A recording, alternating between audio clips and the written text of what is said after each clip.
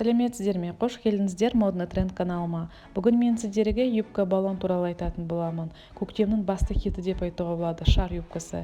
Сән циклдық, трендтар келеді, жоғалады және қайта оралады. Ал осы маусымда біз бәріміз білетін шар юбкаға деген сүйіспеншілігімізді мойындаймыз. Бұл ойнақы силуетті жасаушы Кристобал Баленсиага болып саналады. Ол 1950 жылдары модельге көзін бұрды. Сөзсіз, шар юбка бұл маусымның міндетті түрі. Термометр біздің күн сайын температураның жоғарылауымен қуантады. Яғни сіздің гардеробыңызды осы модельмен толықтыратын уақыт келді. Миди немесе мини қандай ұзындықты таңдасаңыз да, шар юбка минималистік және романтикалық көріністерге, сондай-ақ гранж киімдеріне сәтті сәйкес келеді. Баллон юбка бұл әрқайсымызға қажет нәрсе. Кристобал Баленсиаганың жеңіл қолмен қызғалдақ юбка немесе көпіршіктік юбка сән әлеміне бизнес-класспен ұшып, заманауи көшелерге тікелей қонды деп айтуға болады. Сонымен сән тарихы әдеттегідей толық шеңберге келді және біздің заманымыздың сәнқойлары қызғалдақ юбкаларына тағы да есінен танып жатыр. 2000 жылдарында басында сәнді болған юбка гардеробқа қайта оралды. Оны Диана Ханшайым мен поп әнші Мадонна жақсы көретін. Бірнеше ондаған жыл бұрын танымалдылық шыңында болған шар юбка қайтадан сәнге тез оралуда. 1980 жылдары Мадонна, Диана Ханшайым және басқа да атақты сәнқойлар мұндай нәрселердің үлкен жанкүйерлері болды. Содан кейін 2000 жылдардың басында юбкалар көкжиекте қайта пайда болып, бірақ ұзақ болған жоқ. 2023 жылдың көктем-жаз маусымында оларға жаңа тыныс берді. Алғашқы шар стиліндегі юбкалар тек тығыз табиғи маталардан, таптадан және сол сияқтылардан жасалған. Олар тек коктейль кештерінде киілетін және өте стильді және авангард болып көрінді. Бүгінгі күні шар юбкаларын тігу үшін әртүрлі материалдар қолданылады. Трикотаж, атлас, жібек, шифон, габардин және тіпті джинсы. Олар жоғарғы немесе төмен талиялы, алдыңғы артқы және бүйірлері драп, сондай-ақ патч немесе жасырын қалта болуы мүмкін. Шар юбкалардың алуан түрлі түстері бар, ешқандай шектеулер жоқ.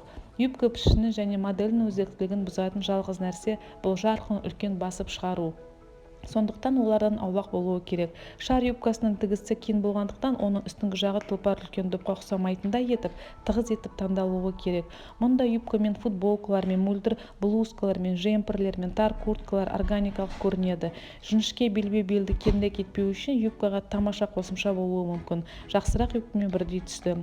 Кеңсе немесе ресми киім ретінде шар юбка классикалық биік аяқ киіммен тамаша көрінеді. Юбканың жазғы нұсқасы ұқыпты жалпақ аяқ киіммен жақсы үйлеседі. Көрнекті дизайнерлар сондай-ақ осындай юбкамен заттарды біріктіру үшін өз нұсқаларын ұсынды. Мысалы, Каролина Эррера мен Джейсон Бай оларды коктейльдік көйлектердің дизайнында пайдаланды.